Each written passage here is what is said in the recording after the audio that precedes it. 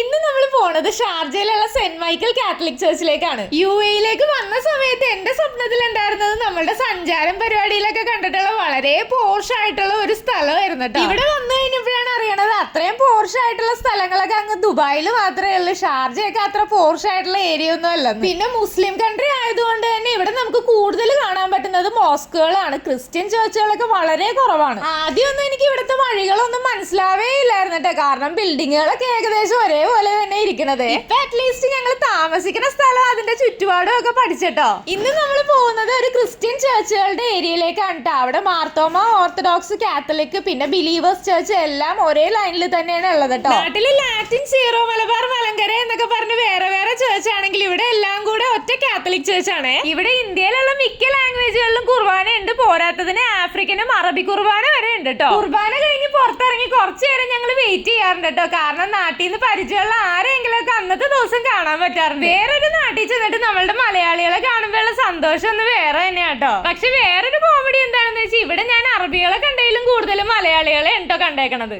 അപ്പൊ ഈ വീഡിയോ നിങ്ങൾക്ക് ഇഷ്ടമായെങ്കിൽ ഒന്ന് ലൈക്ക് ചെയ്തേക്കണേ. സബ്സ്ക്രൈബ് ചെയ്യാത്തവരാണെങ്കിൽ ഒന്ന് സബ്സ്ക്രൈബും കൂടെ ചെയ്യണേ.